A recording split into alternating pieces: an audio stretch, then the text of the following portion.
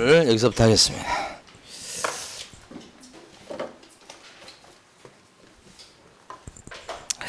자, 중개대상물 5개입니다. 토지부터 시작해서 건물, 임목, 광업재단, 공장재단까지. 요 5개 중에서 민법에서 얘기하는 부동산은 어떤 겁니까? 토지와 그 정착물 이렇게 되니까 토지 건물까지가 민법상 부동산입니까? 진짜요? 얘는요? 등기된 걸 임목이라고 그래요. 토지의 정착물 중에서 토지와는 별개 부동산으로 취급되는 게 건물과 함께 임목이 있어요. 그래서 민법상 부동산 그러면 요걸 얘기하는 거예요. 응? 여기 민법상 부동산이에요. 임목도 들어가고요. 그 다음에 판례가 인정하고 있는 게 있죠. 그게 뭐냐면 명인 방법을 갖춘 수목의 집단. 응? 그래서 중개 대상물에 해당되는 것 중에서 요게 민법상 부동산이요. 민법상 부동산에서는 광업재단, 공장재단은 안 들어갑니다. 여기까지는 들어가요. 자, 근데 두 번째, 거래, 신고 등에 관한 법률에 보면 실거래가 신고하도록 되어 있는 신고 대상 물건이 있죠. 그건 어떤 겁니까? 노란 걸로 표시해 볼게요. 실거래가 신고 대상이 되는 거. 토지, 건물, 임목은 아니잖아요. 요겁니다, 요거. 근데 우리 암기할 때는 토건, 공지라고 암기했죠. 공지는 장래 건물로 이 건물 쪽에 들어가는 거예요. 짓고 있는 거. 토건, 공지, 이렇게. 그럼 지금 여기, 이렇게 노랗게 된 거, 요게 바로 거래 신고 대상 물건이에요, 노란 게. 예? 거래 신고 대상 물건 이렇게 민법상 부동산이 이렇게 넣고 중개 대상물은 어떻게 된 건지 빨간 거래는 중개 대상물은 이게 다 중개 대상물이지. 중개 대상물의 범위가 더 넓죠. 이렇게 하나만 더 입찰 대리하는 거 있죠. 입찰 대리 매수신청 대리 대상 물건은 어떤 거예요 중에서? 입찰 대리할 수 있는 대리 대상 물건은 요 중에 어떤 거? 똑같아요 이거하고. 대리 대상물은 입찰 대리 대상물은 똑같죠. 토건, 입광공. 네 가지 지금 구별해서 했어요. 중개상물, 대리 대상물, 민법상 부동산, 거래 신고 대상 물건, 토건, 공지 이렇게. 그래서 박스 밑에 보면 민법상 부동산의 범위보다 중개 대상물의 범위가 더 넓다라고 밑줄 그어져 있죠. 예. 그 다음에 토지부터 봐요. 토지. 자, 중개 대상물의 토지 있잖아. 토지. 토지가 중개 대상물 되는 건 뭐 당연해요. 근데 땅에 대해서 자, 두 가지 보시면 되는데 하나는 한 필지 땅의 일부예요. 중개 대상물이 될 수 있냐 이렇게 해서 시험 문제 나온 적이 있었죠. 요게 물건의 일부를 얘기해요. 이렇게. 요게 한 필지 땅이에요. 그 중에 일부예요. 이렇게. 한 필지 땅의 일부. 요 병의 땅이 맹지 도로에 접해지지 않기 때문에 여기를 통로로 쓰겠다고 해서 이거 좀 빌립시다 이렇게. 이게 통로로 쓰는 지역권이잖아요. 그래서 병하고 우리 지역권 설정 계약을 체결해요. 요 부분을 빌리겠다고 해서. 가능합니까? 그래서 이걸 갖다가 도면을 첨부해서 등기할 수 있죠. 지역권 등기. 중개선물 되는 거예요. 한 필지 땅의 일부를 분필하지 않은 상태에서 이렇게 빌리는 건 얼마든지 됩니다. 빌리는 거. 물건의 일부를 빌리는 거 돼. 그런데 요걸 필지를 나누지 않는 상태에서 요 부분을 매매할 수 있어요? 특정할 수가 없잖아요. 필지를 분할하기 전에는. 그러니까 이건 매매, 일필토지의 일부인 요 상태에서는 매매 안 되고 저당 설정 안 되고 그래요. 처분행위가 안 되는 거죠. 저당 설정 어떻게 할 거예요? 나중에 잘못되면 경매 넘겨야 되는데 어디를 경매 넘긴다고 할 거예요? 응? 법적으로 확정이 안 됐잖아요. 그러니까 이건 못하는 거지. 그러니까 이건 등기부 시간에 배우셨겠지만 물건의 일부는 빌리는 건 돼요. 에? 처분행위는 돼야 안 돼요? 안 돼요.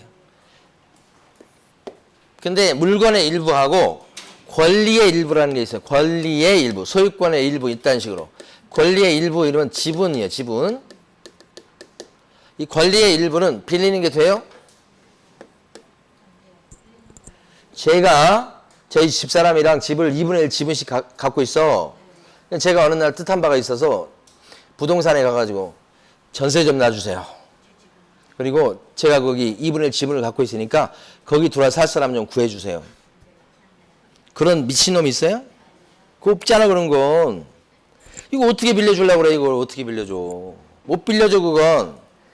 그런데 제가 어느 날 뜻한 바가 있어서 제 지분이 절반인데 가서 중개업소에 가가지고 요 지분 요 절반 살 사람이 있으면 좀 구해주세요. 그렇게 날 수 있지. 그러면 저는 지분 팔아먹고 도망가는 거죠. 그러니까 이거 처분행위를 할 수 있다고. 처분행 밑에 거 매매 지분에 대해서 저당 잡히는 것도 돼요. 권리 일부는 반대잖아. 이게 배우신 거잖아 이거. 시험에 잘 안 나와요 이거. 중개 실무에 잘 안 나온다고. 응? 근데 이제 나왔던 내용이 어떻게 나오냐면 일필토지 일부에 대한 임대차 계약, 임대차 이렇게 나왔었어요. 돼요? 일필토지 일부에 대한 매매 그러면요. 저당 그러면요. 대비하셔야 돼 그걸. 자, 그 다음에 밑에 대토권 나오죠. 대토권. 대토권은 요게 지금 그린벨트.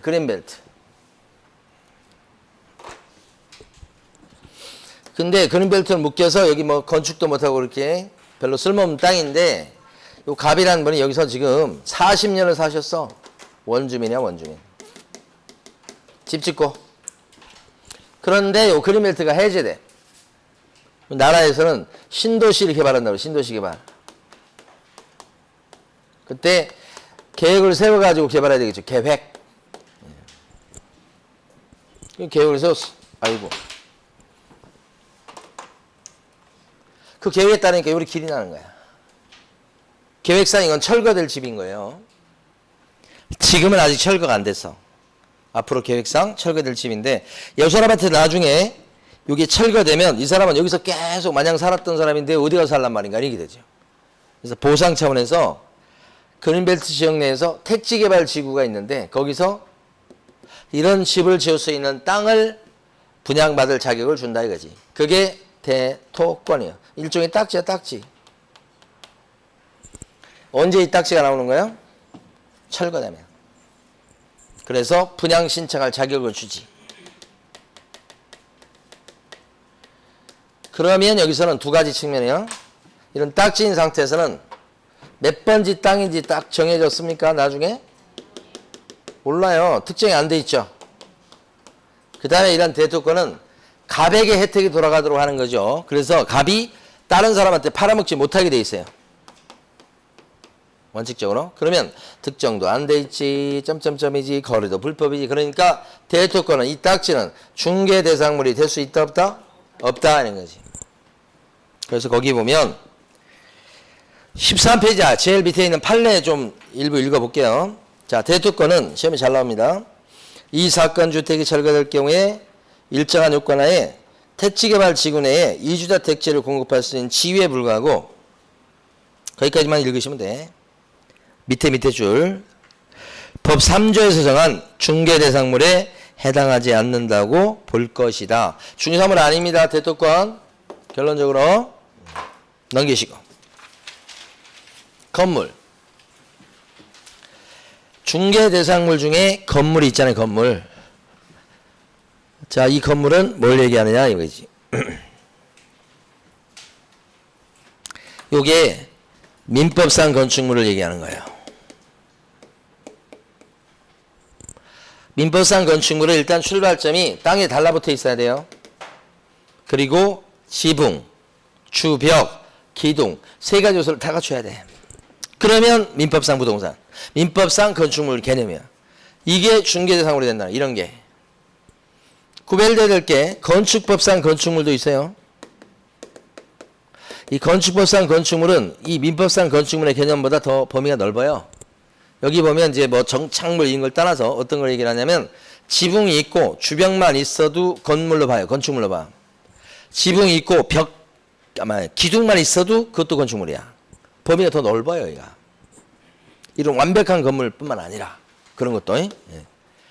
그래서 중개 대상물로서의 건축물은 민법상 건축물이다, 아니면 건축법상 건축물이다. 그러니까 이걸 먼저 아셔야 돼요. 동그라미 1번. 그러다 보니까 어떤 일이 벌어지냐면 세차장 구조물 얘기가 나오는 거예요. 이 세차장 구조물은 이게 중개 대상물이냐가 논란이 된 거예요.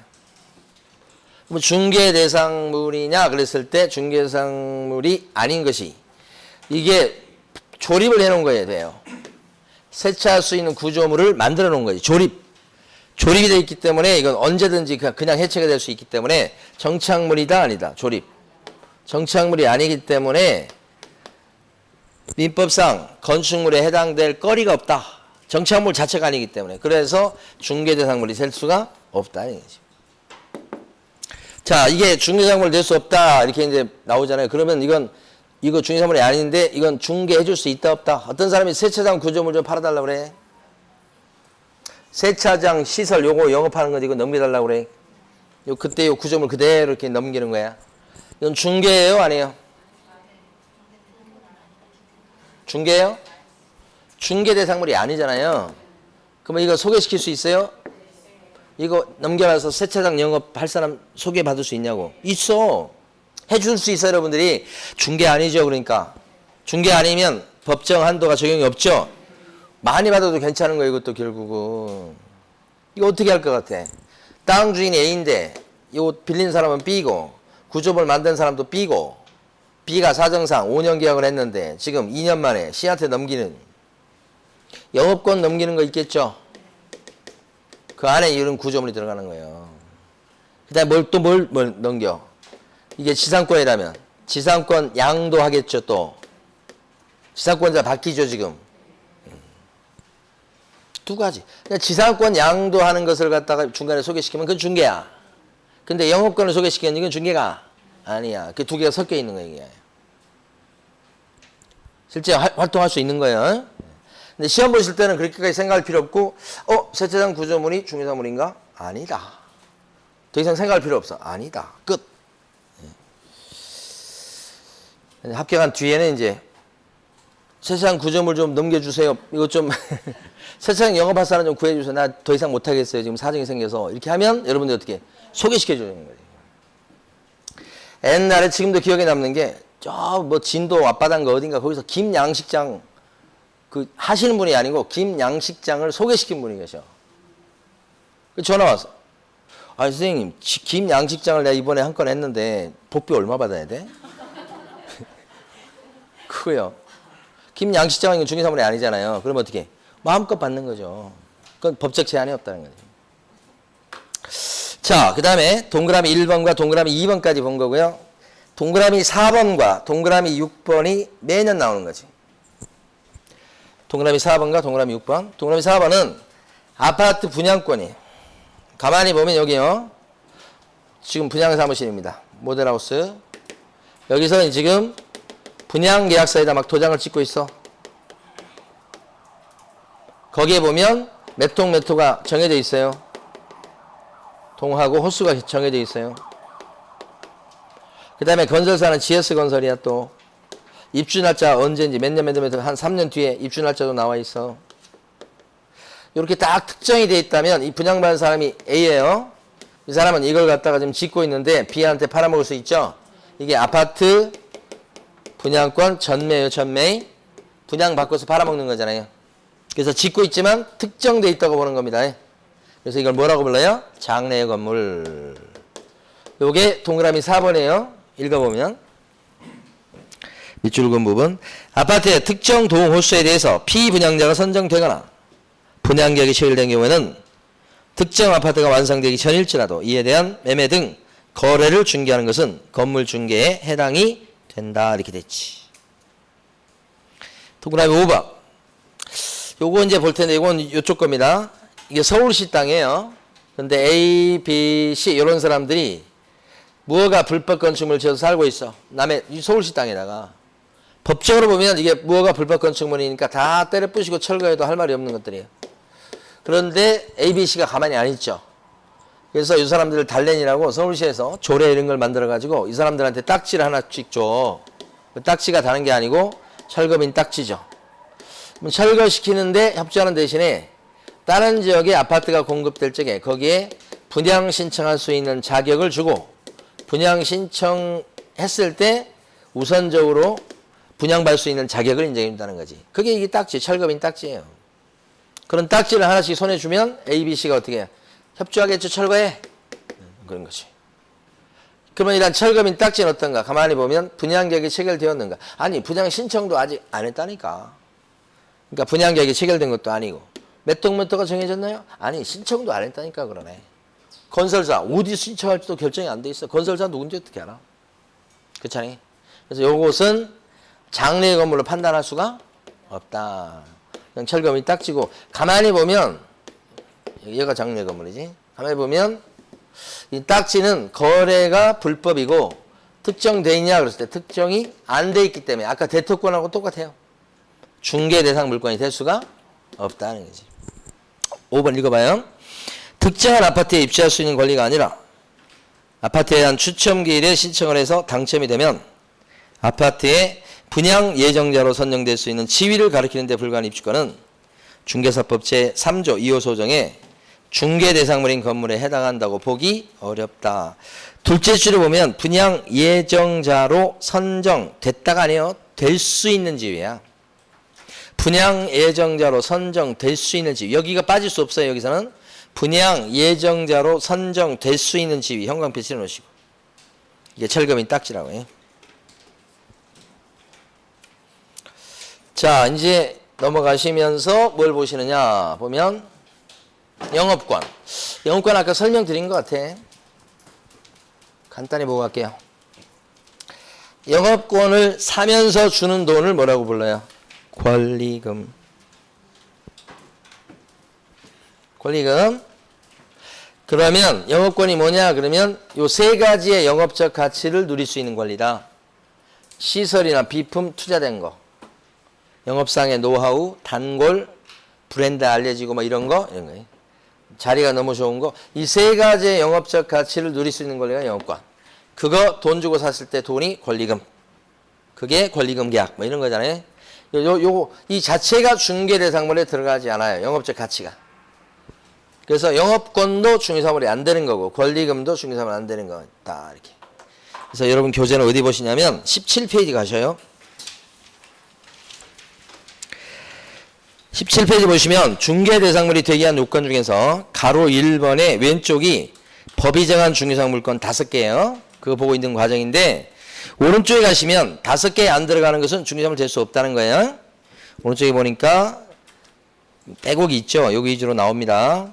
건설기계, 중기 같은 거 안 됩니다. 재단 글자 중에서 광업재단과 공장재단만 됩니다. 어업재단 이런 거 안 돼요. 그 다음에 밑에 나와 있는 선박, 항공기 이런 거 안 됩니다. 비싸지만. 이 선박 되게 비싸더라고요. 깜짝 놀랐어요. 그때 언제 한번 뉴스인가 어디서 봤는데 진짜 오래된 배인데요. 그 크지도 않는 배예요. 근데 가격은 다 잊어먹었어요. 근데 그래서 깜짝 놀랐어요. 야, 배가 이렇게 비싸구나. 그 배를 갖고 있는 사람은 얼마나 부자겠어요. 그렇죠? 나중에 한번 선박 가격 한번 이렇게 검색해 보세요. 응? 우리 이제 막 진짜 그저 유조선 같은 큰 배 같은 경우는 수천억이죠. 응? 수천억이에요, 그게. 그냥 일반 조그만 배도 엄청 비싼데. 응? 그 선주 아들이 누구요? 강철이 선생이에요. 옛날에 한번 아버님 돌아가셔가지고 제가 거기 갔거든. 그게 다 뭐라고 하면 선주 아들이라고 불러. 거기 마을 사람들이. 얘기만 하면 다 알아들어. 그러니까 딱 얼굴 보더라도 고생을 하나도 안 하는 얼굴이잖아. 어? 그냥 순진 남만 천지무구 막 이런 얼굴이잖아요. 세상을 너무 몰라. 지금도 저 만나잖아. 그러면 손잡고 기도해 줄게. 이렇게. 자, 선박 비쌉니다, 이거. 중개사물 안 돼요. 그 다음에 항공기 안 되고. 비행기는 말할 게 없죠. 아까 무기중개상 했지만. 막 조단이에요, 조단이. 그 다음에 밑에 가시면 이제 광업권 안 되고요. 광업재단은 되는데 광업권 안 되고. 그 다음에 철거민 딱지 안 되죠. 동사이나 금전 안 되고요. 그 밑에 이제 별표 3개 된 게 매년 나오는 거예요. 영업용 건물, 영업시설, 비품 이렇게 딱 나와요. 여기까지. 중개사물 아니죠. 거래처, 신용, 영업상의 노하우 이렇게 딱 나와. 딱 정해졌어. 이렇게 끊어서 나와. 아니죠.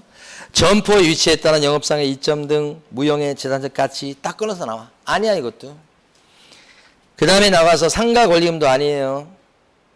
가식의 수목은 옮겨 심으려고 일시적으로 심어놓은 건데 이건 정착물 아니어서 중개사물 안 됩니다. 조립한 세차장 구조물도 정착물 아닙니다. 대토권도 안 되죠. 나무는 좀 이따 정리해 볼게요. 자, 여기까지 봤고 그 다음에 임목 설명드려 볼게요. 임목에 대해서는 교재에는 어디 있냐면 15페이지에 있어요. 15페이지에 임목에 관한 법률에 따른 임목 이렇게 돼 있잖아. 임목은 가만히 보면 이렇게 돼 있어요. 임목은 다 설명드려 볼게요. 땅 위에 심어져 있는 나무인데요. 등기가 끝난 나무가 임목이라요. 임목이 나오고 땅 얘기면 임목 그러면 뭐예요? 등기된 거예요. 그죠? 등기돼야 임목이라고 불러. 그러면 이때는 첫 번째 결론이 토지와는 별개의 부동산이다. 임목 등기부 있어요. 이 상태에서 만약에 땅 주인 갑, 임목의 소유권자 갑인데 갑이 땅을 을한테 팔아먹었다 그러면 땅 주인이 바뀌지만 임목의 소유자는 안 바뀌어요. 별개의 부동산이요. 첫 번째 결론. 자, 두 번째 결론은 이런 임목은 매매나 저당권의 객체가 될 수 있어. 이거 저당 잡히고 대출을 받거나 매매를 하거나 이 두 가지 거래만 돼요. 매매하고 저당 설정. 근데 여기서 이제 두 번째 볼 것은 뭐냐면 저당 설정 할 때 담보 잡을 때 은행에서는 이게 산불 나버리면 담보물이 없어지고 누가 베어가 버리면 담보물이 없어지는 거니까 그 위험성을 갖다가 벗어나기 위해서 보험에 드러났을 때만 저당 설정해줘요. 보험에 들으셔야 되겠다 하는 거지. 이렇게. 그랬다가 이제 나중에 진짜 뭐 이게 산불이 나거나 이거 누가 배가 가버렸다 그러면 보험금에서 대출금 회수하면 돼요. 근데 하나 요상한 문제가 발생하는 게 나무를 베어서 가버렸으면 보험금이 다 나와가지고 거기서 대출금 회수하는데 문제가 없을 텐데 나무를 베어가지고 가져가질 않고 무거웠는지 옆에다 막 쓰러뜨려 놨어 이렇게. 마음 아프라고 쓰러뜨렸고 가져가진 않고 그러면 이건 어떻게 해요? 보험금이 나오겠지만 다 나오진 않을 거 아니에요. 그 쓰러져 있는 나무도 어느 정도 가치가 있으니까 그러면 이 병은행 입장에서는 여기 지금 베어서 옆에 쓰러진 나무 더 가치가 떨어지기 전에 돈으로 바꿔놓을 필요가 있죠. 이걸 돈으로 바꾸는 방법은 뭐예요? 경매지. 돈이 나올 거 아니야? 그 돈을 갖다가 바로 가져가지는 못해. 변제기가 남아있어서 그래요. 그럼 공탁에다 해서 딱 묻어놔. 이 사람이 진짜 돈을 갚을지 못 갚을지는 아직 모르는 일. 근데 일단 이거 담보 가치가 있는 것이 이게 시간 지나버리면 이제 문제가 더 생길 거 아니에요. 그러니까 일단 돈으로 바꿔놔서 공탁을 시켜놓는다 이 말이지. 그렇게 해둘 수 있도록 하는 겁니다. 변제기가 남아도. 그래서 임목 저당의 효력은 쓰러져 옆에 베어진 나무에도 미친다 이렇게 되는 거지. 쭉. 자 이제 세 번째로 갑니다. 세 번째는 어떤 거냐. 세 번째는 이렇게 되면 땅 임자하고 이 임목의 소유자가 달라질 수 있죠. 왜냐하면 매매를 통해서 달라질 수도 있고요. 을이 샀네. 아니면 저당 설정했다가 만약에 이자 못 내고 그러면 경매 치겠죠. 임목의 낙찰받은 사람이 나올 수 있겠죠. 그럼 땅 임자하고 임목의 소유권자가 막 달라지죠. 이렇게. 이게 세 번째 결론이에요. 달라질 수 있다. 그러면 이제 문제가 뭐야? 토지 소유권은 위에까지 막 미치고 그러는데 임목 자체의 소유권은 임목에 대한 소유권이거든. 그러면 땅 주인하고 임목의 소유권자가 갈등 관계에 있을 수밖에 없어요. 왜 내 땅에다 심어놨나 이렇게 될 거 아니에요. 그 뽑아 이런 얘기하고 내버려 두면 이거 뽑아야 됩니다. 왜 그래요? 토지의 소유권이 지표면이고 지하에만 미치는 게 아니고 위에도 미쳐. 그러니까 어른 이거 심어놓을 수 있는 정당한 권리가 없죠. 근데 이거 법안에게 만들면 왜 처음에 등기를 하게 만들어서 별개의 부동산을 인정했냐 이 말이지. 이렇게 될 것 같으면 처음에 이거 만들어줘서는 안 되잖아요. 근데 만들어줬잖아. 그러면 뒤를 봐줘야 되죠. 예? 아니 이 의뢰 입장에서 봤을 때 이게 뽑힐 거라면 왜 태어나게 만들었냐 이런 원망의 소리를 들을 거 아니에요. 그렇죠? 어머님, 부모님 왜 저를 낳으셨나요? 이런 거 있잖아요. 저는 그런 소리를 우리 자식놈들한테 듣지 않기를 하여간 기도합니다. 나중에 엄마, 아빠 왜 나를 낳았어? 이런 소리, 그죠? 가슴이 찢을 것 같은데 저는 이미 저희 부모님한테 했어요. 옛날에 잊지를 못했어요. 근데 그때는 진짜 철이 없어서 했다고 치지만 지금 와서 생각하면 가슴이 어떻겠어요? 참 이게 절대 그런 소리 하면 안 되는데 그걸 언제 알았어요? 자식을 낳고 나서. 이놈이 아직 그런 말 안 했지만 이놈이 그런 말 하면 어떤 생각이, 어떤 기분이 들까? 네? 자, 그래서 뒤를 봐주는 게 바로 이겁니다. 이게 뭐예요? 법정지상권. 저절로 생기죠? 저절로 생겨. 등기가 을 앞으로 임목에 대한 등기가 딱 넘어오는 순간에 저절로 을한테 생겨요. 등기 없이도 주장할 수 있어. 그러니까 뽑히지 않죠. 이게 법정지상권이죠. 자, 네 번째 결론. 이렇게 법정지상권이 생기니까 을은 보호가 되지만 문제는 갑이 이 땅을 A한테 팔면 A는 땅을 샀는데 그 땅은 이런 땅이잖아. 그럼 자기 마음대로 이용 못하는 불이익을 크게 입어요. A는 이걸 땅을 살 때 토지 등기부는 띄어보고 살 거니까 거기 표제부에다가 위에 자라고 있는 나무가 그냥 나무가 아니고 등기된 나무다. 이렇게 되면 거기다 임목 등록 번호를 적도록 돼 있어요. 이렇게. 그러면 표제부를 보고서 A 입장에서는 위에 나무가 심상치 않군. 안 사야 되겠어. 이렇게 할 수 있도록. 알 수는 있게 해야 될 거 아니에요? 뭘 통해서? 표제부. 자, 요거 정리해 봅니다. 15페이지. 가로 1번에 동그라미 1번. 임목이라고 하는 것은 수목의 집단인데 자라고 있는 수목의 집단인데 등기가 끝난 걸 임목이라고 불러요. 동그라미 2번. 임목 등록 원부가 또 있어요. 별도로. 거기에 등록된 것에 한해서만 등기가 가능해요. 그래서 임목 등기부가 만들어지죠. 동그라미 3번. 한 필지 땅의 일부에만 자라고 있는 나무도 등기할 수 있고요. 나무의 종류는 가리지 않습니다. 어떤 나무든지 등기할 수 있습니다. 그러면 가로 2번 별개 부동산이 돼요. 그럼 동그라미 1번처럼 소유권과 저당권의 목적 또는 객체가 될 수 있다는 거예요. 동그라미 2번. 마침 저당권의 목적이 되기 위해서는 보험에 가입되어 있어야 되고. 그랬다가 동그라미 3번.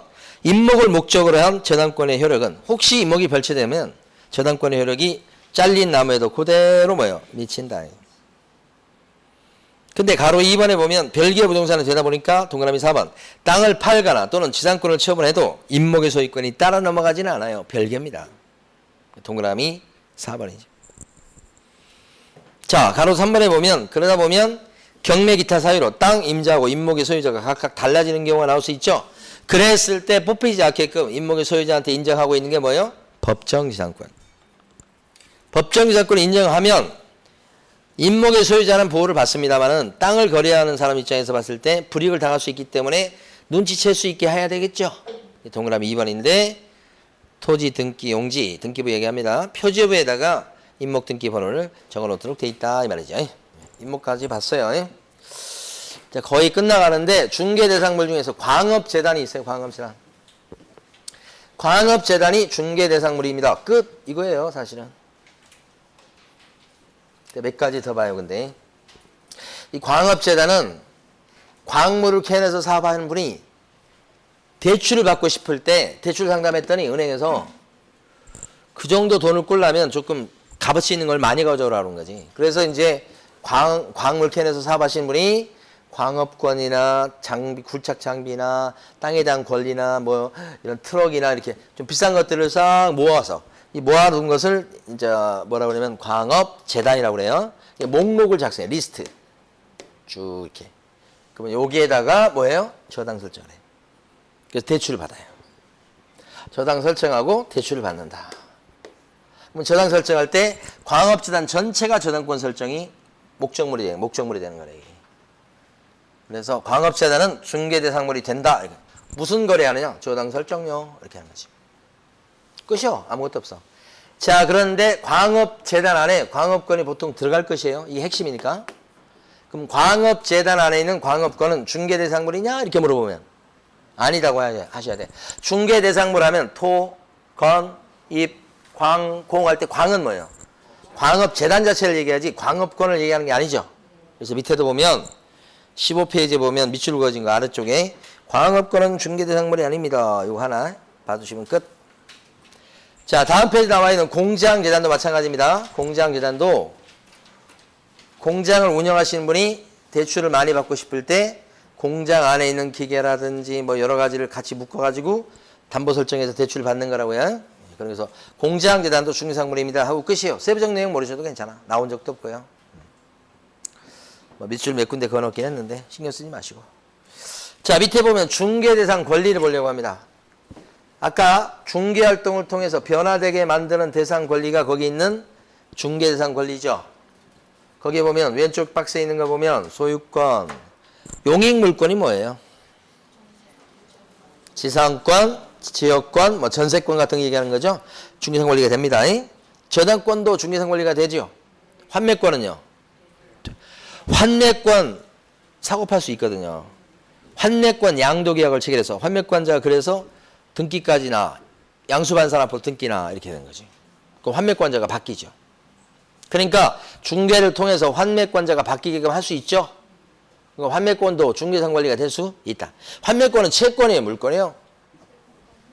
등기가 돼도 이건 채권 성질된다고 그러죠. 예. 그래서 거기 보면 부동산 임차권이나 부동산 환매권은 채권인데 중개대상 권리가 되는 거예요. 자, 근데 오른쪽에 보면 죽어도 중개상 권리가 안 되는 게 있어요. 그게 바로 그 유명한 동산질권이에요. 질권은 뭘 목적으로 해요? 질권이 뭔지 저 수업 시간에 공부합니까? 인질 잡는 거예요. 돈 받기 위해서. 전당포 얘기하잖아요. 시계 풀르고 저희 대학교 때 술값이 없어갖고 아니 왜 처음부터 없는 건 아니죠. 1차 마시고 나서 이제 또 뭐 2차 하고 막 하는데 나중에 돈이 떨어졌잖아. 지금 이 피를 받았기 때문에 계속 가야 되는데 지금 돈이 없잖아. 그럼 야, 너 시계 풀러 이렇게 누가 비싼 거 있는 거 봐가지고 비싼 거 이렇게 해가지고 전당포에 맡기고 내일 갖다 준다고 이렇게 하면서 하잖아. 응? 그게 질권 설정이지. 여러분들이 부동산 사무실에서 뭐 그런 거 중개하겠어요? 술값 필요해? 그러면 내가 전당포 연결시켜줄게. 그런 거 하냐고. 안 하거든. 그러니까 여러분들이 할 수 있는 그 중개활동의 그 끝은 부동산을 전제로 하는 거예요. 그러니까 동산질권은 여러분들이 중개할 수 있는 대상 권리가 아니라 상속권, 영업권, 중개상 권리가 아니라고 보는 거예요. 대토권 이런 것도 마찬가지고. 분묘기지권 이런 것도 그렇고. 자, 근데 밑에 보시면 점유권, 유치권, 법정기상권, 법정기상권이 있는데 이것이 뭐냐 그러면 중개대상 권리가 되기도 하고 안 되기도 하는 거 그거거든요. 자, 어렵지 않는데 이 부분을 잘 이해를 하시고 넘어가시면 끝이에요. 이제 시험 나오는 만한 것 중에서 조금 어려운 부분 아까 봤던 거죠. 물건의 일부 그쪽하고 요쪽하고 이게 조금 어려운 축이 들어가죠. 어렵지 않아요. 근데 자 보세요. 땅 주인 A, 건물 주인 A. A가 건물만 팝니다. B한테. B가 건물 사서 B 앞으로 등기네요. 땅 주인 A 이렇게 되지. 그러면 땅 주인과 건물 주인이 같았다가 매매를 통해서 달라지게 됐을 때 B는 건물에 대한 소유권자가 되면서 동시에 땅을 이용할 수 있는 권리, 건물을 소유하기 위해서 이 권리가 생기죠. 이걸 뭐라고 그래요? 법정 지상권. 언제 생겨요? B 앞으로 등기가 넘어온 날. 그죠? 건물 등기가. 그때 법정 지상권이 바로 생기죠. 등기 없이도 생기죠. 등기 안 해도 그냥 법정 지상권자야, B는. 그러면 중간에서 요거 소개시킬 때 매매 계약을 알선하지만 나아가서 법정 지상권이 성립하는 것을 중간에서 알선 개입할 여지가 있나요? 필요가 없는 게 등기만 딱 넘어오는 순간 저절로 생기잖아요. 중간에서 B한테 얘기해가지고 이거 건물 소유권 취득하시고요. 그러면 법정이상권 취득하게 되거든요. 어떻게 하실래요? 이렇게 막 물어봐서 소개할 여지가 저절로 생기는데 무슨 개입을 해요. 무슨 중개를 하냐고. 그렇잖아요. 중개할 여지가 없자. 그러니까 중개 대상 권리에는 법정지상권이 성립하는 것과 관해서는 중개상 권리가 될 수 없어. 저절로 생기니까. 자, 그런데 B가 지금 건물 소유자이면서 법정지상권자예요. 근데 B가 이 건물을 또 팔아먹어. C한테. 근데 건물 주인이 C야. 땅을 안 팔고. 건물의 소유권 등기를 가져와서 B가 건물 소유자예요. 그러면 C는 법정지상권, 지상권자이기도 합니까? 왜 지상권자가 아니에요? 그렇지. 잘 배웠어요. 법정지상권 생기는 건 저절로 생기지만 법정지상권 이전은 저절로 안 넘어가요. 경매 같은 특수한 경우 아니면.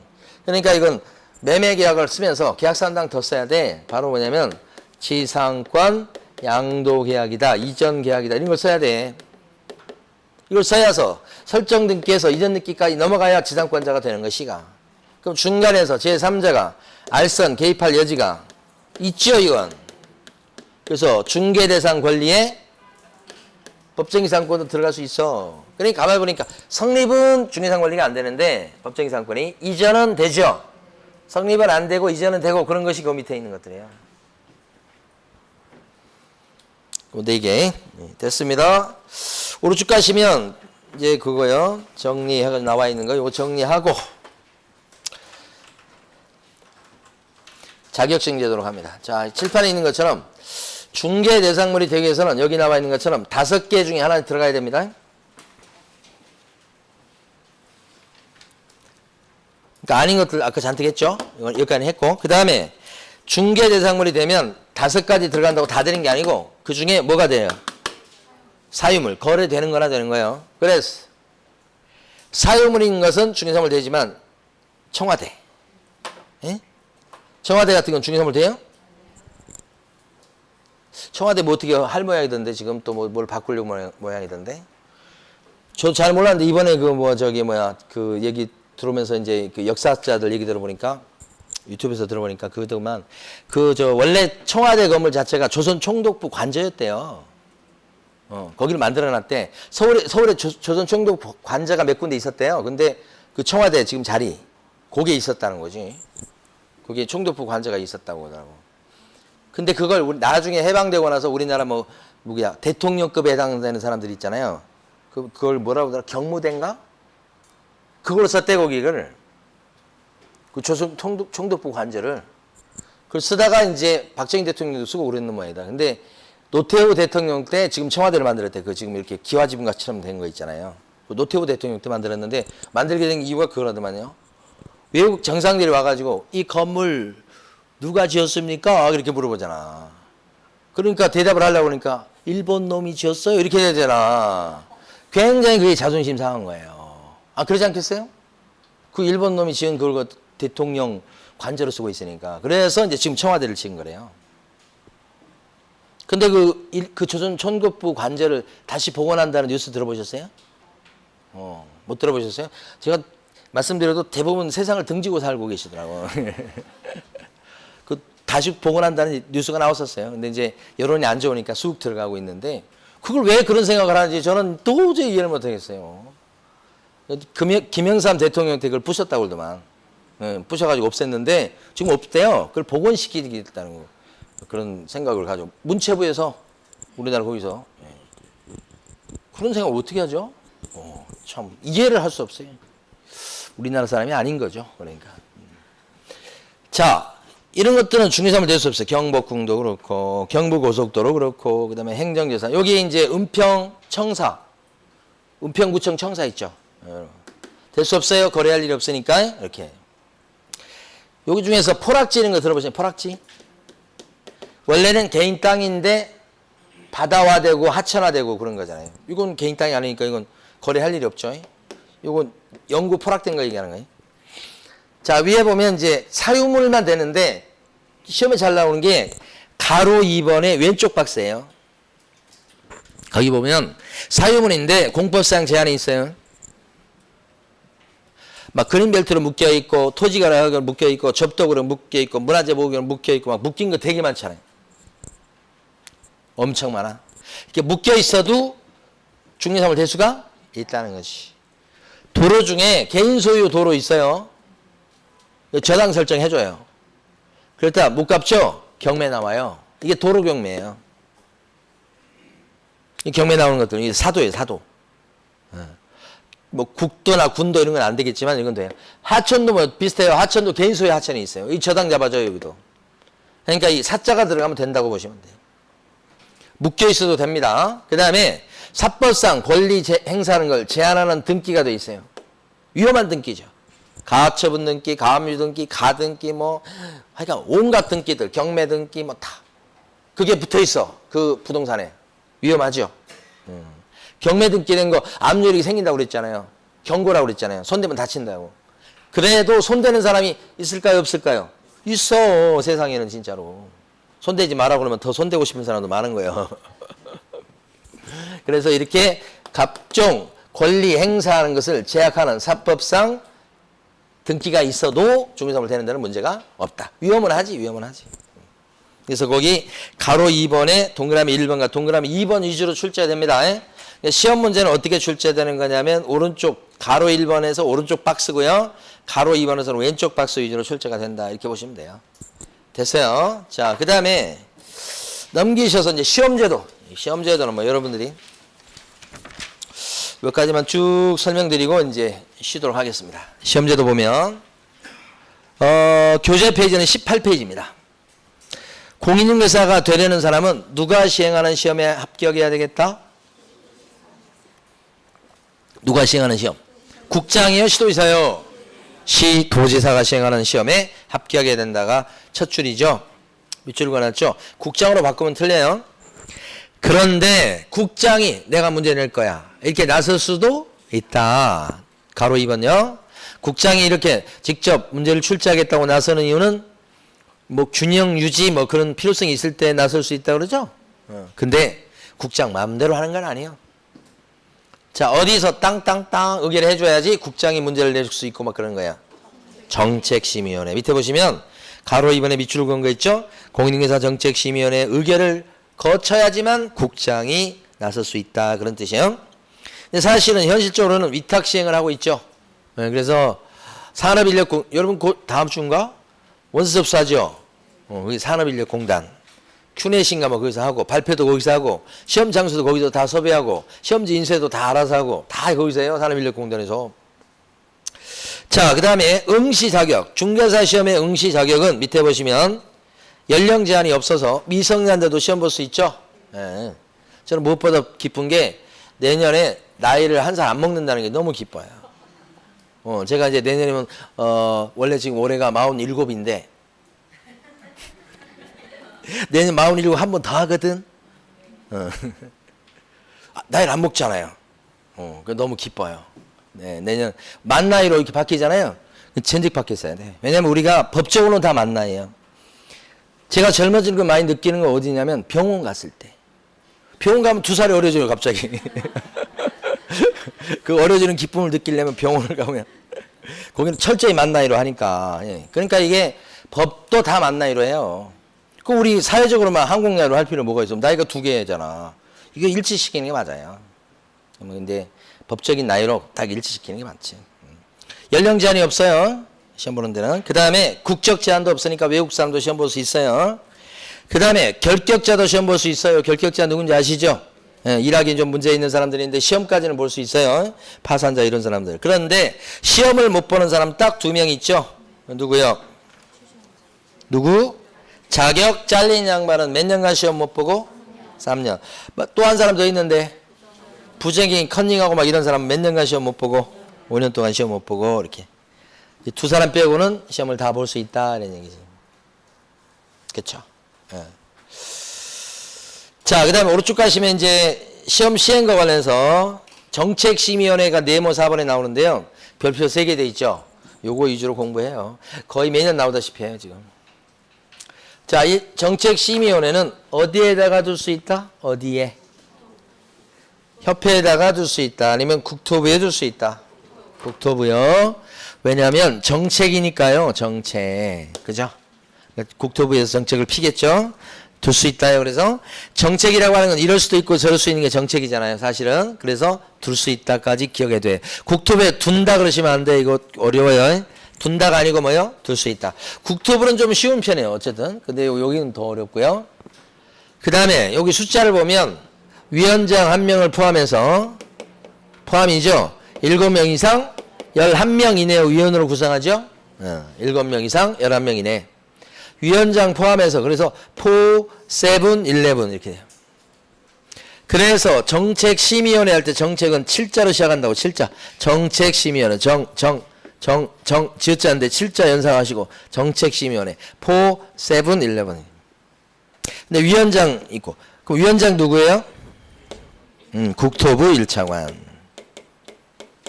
이 사람은 누가 뽑았어요? 뽑은 적 없어요. 법에 따라 그냥 이 사람이 그냥 차지하는 거예요. 그러니까 위원장은 정해졌어요. 국토부 1차관 이 머리 큰 사람. 부위원장 있어요 없어요? 없어요. 부위원장이 없는 이유는 여기서 연상해 보세요. 위원장 1명을 포함했다 이렇게 돼 있잖아요. 부위원장이 있으면 위원장, 부위원장을 포함해서 이렇게 할 거예요. 부위원장이 없으니까 그냥 위원장 포함해서 이렇게 얘기하는 거예요. 위원장 포함해서. 부위원장이 없다는 뜻이기도 합니다. 이게 없어요. 그럼 여기 위원장이 몸이 아프면 누가 대신해요? 지명을 받은 위원이 대신하죠. 이렇게. 근데 이 위원은 누가 임명해요? 국장이 임명합니다. 위원장은 누가 되고요? 1차관. 위원 임명은 국장 이렇게 돼요. 임기 몇 년이죠? 2년. 중간에 보궐로 들어갈 수 있잖아요. 중간에 돌아가시거나 그래서 그때 그 사람은 남은 임기만 채우죠. 예. 그럼 정책심의위원회에서는 4가지를 심의합니다. 정책, 손좀, 보시유. 심의사항 4가지죠. 그래서 손자가 뭐예요? 손해배상 책임, 보장에 관한 사항. 지금 내년부터 개인 같은 경우에 보증 설정 금액이 1억에서 2억으로 올라갑니다. 예. 여러분 시험 보실 때까지는 1억이에요. 그대로. 개인 얘기하는 거예요, 지금. 법인 또 그것도 2배로 올라가는데 이렇게 1억에서 2억으로 올리는 이유는 부동산 가격이 많이 올라가서 그런 것도 있습니다. 예? 예. 그리고 이제 정책심의위원회에서 땅에서 올린 거예요. 그렇게 보시면 돼요. 자, 그 다음에 보는요. 보수, 변경. 여러분 바꿨습니다. 여기서. 그 다음에 C는 뭐죠? 시험제도. 올해 시험을 안 보겠다는 둥, 시험은 2년마다 보겠다는 둥, 시험 과목에서 뭐예요? 윤리를 집어넣겠다는 둥, 이렇게. 저희 옛날에 시험 볼 때는 윤리라고, 우리 윤리 시험 봤어, 2차 시험 때. 윤리 해가지고 뭐. 지금 생각하면 이상한데 그때 당시엔 봤어요, 이걸. 2차 과목으로 그것도. 그 윤리 시험 보고 그 사람 개인 그 윤리 과목하고 뭔 관계가 있어요? 아무 관련이 없는 거예요. 그냥 외워서 쓰는 거지, 그냥. 어쨌든 시험 제도에 대해서도 심의하는데 시험 제도에 대해서 결정을 하면 어떻게 해요? 국장이 시험 보겠습니다 이렇게 결정을 하면 시도의사는 어떻게 해? 무조건 따라야 되지. 내가 낼 거야. 못해. 국장으로 딱 결정되면 국장이 내는 거지. 시도의사는 무조건 뭐예요? 따라야 된다. 응? 자, 이유는 뭐예요? 별거 아닌데. 중기업의 육성. 이 4가지가 심의사항. 자, 이걸 결정할 때 보수를 바꾸려고 해요? 낮추려고 해요? 회의를 열어야 되겠죠. 그러면 무슨 과반수가 출석해야 돼요? 재적 과반수가 출석해서 회의를 열게 되죠. 그래서 그거 보수 낮추는 결정을 하려면 무슨 과반수가 찬성하셔야 돼? 출석 과반수죠. 다 과반수죠. 그래서 의결할 때는 무슨 과반수의 찬성이다? 출석 과반수의 찬성. 출석 과반수의 뭐예요? 찬성. 출석 과반수의 찬성. 출석 과반수의 찬성이 있어야 뭐예요? 의결. 출석 과반수의 찬성, 의결 이렇게 되지. 가로 6번에 됐습니다. 다음 페이지 가시면 오후 시험에 내놨기 때문에 말씀드려 볼게요. 네모 5번에 가로 1번 보면 계략적인 사항의 공고는 언제까지 하는 거죠? 언제까지 계략적인 사항 공고합니까? 예비 공고. 2월 말까지 하고요. 동그라미 2번에 보면 정식 공고는 언제 합니까? 밑줄 그어놨네요. 며칠 전까지 정식 공고? 90일 전. 여러분 지금은 예비 공고는 이미 끝났고 지금 곧 있으면 정식 공고 나요. 다음 주에 원서 접수인가요? 그 원서 접수 하라고 하면서 정식 공고가 나는 거예요. 그게 90일 전이에요. 지금 며칠 남았나? 거의 뭐 그때 90일 정도 남았을 거예요. 지금 90, 한 2, 3일 남았나 그랬을 거예요. 자, 제일 밑에 가로 3번에 가면 합격자 공고 및 자격증 교부라고 돼 있죠. 그래서 합격자 공고가 발표예요. 합격자 발표는 언제 하냐면 여러분 시험은 10월 마지막 주에 보죠. 토요일 날. 합격자 발표는 그때부터 딱 한 달 정도 뒤인데 11월 마지막 주 수요일. 합격자 발표는 무조건 수요일 날 하더라고. 보면. 그 다음에 발표 났죠. 그러면 그때부터 한 달 있다가 12월 말까지 자격증을 주게 돼 있어요. 거기 보면 시험 합격자 결정 공고일로부터 1개월 내 자격증 교부대장에 기재하고 자격증을 교부해야 된다 이렇게 돼 있죠. 요거 누가 줘요 자격증? 시도지사. 여러분 같은 경우는 서울특별시장이라고 적힌 증을 받게 돼요. 시도지사가 자격증을 준다. 결정 공고일로부터 한 달 안에 주게 돼 있다. 자, 그 다음에 이제 자격증 대여 보고 이제 쉬겠습니다. 이 자격증 대여는 요거 하나 보시면 돼요.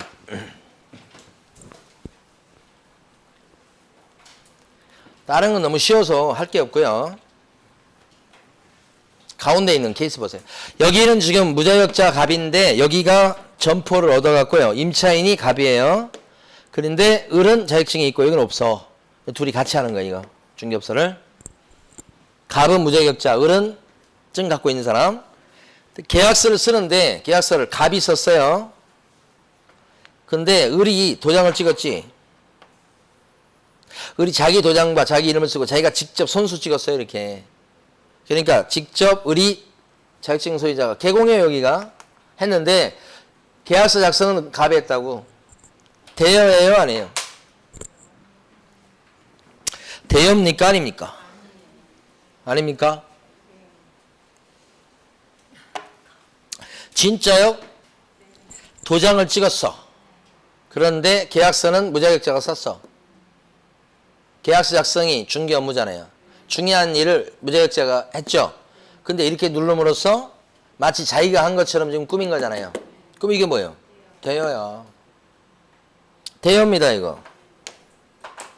대여냐 아니냐를 판단할 때는 형식이나 외관으로 판단하지 않는다고 그랬죠. 개공 이름 써져 있고 찍혔네? 대여 아니네. 이러면 안 된다고. 형식이나 외관 갖고 판단할 게 아니고 뭐 가지고 판단해. 이건 당연한 거고 이건 당연한 거고 실질적으로 노란 거, 중개 업무, 중요한 일을 누가 해야 돼? 이 사람이 하면 안 되고 을이 해야지. 그러니까 이 무자격자로 하여금 이걸 하게 만든 것은 뭐예요? 대여지. 그래서 실질적으로 이게 실질이에요. 실질. 계약서 작성이.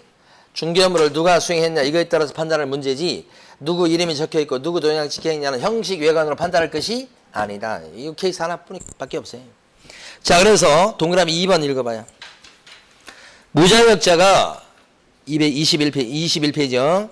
무자격자가 공인중개사 업무를 수행했는지 여부는 외관상 공인중개사가 직접 업무를 수행하는 형식을 취했는지 여부에 구애됨이 없이 실질적으로 무자격자가 공인중개사의 명의를 사용하여 업무를 수행했는지 여부에 따라서 판단해야 될 것이다.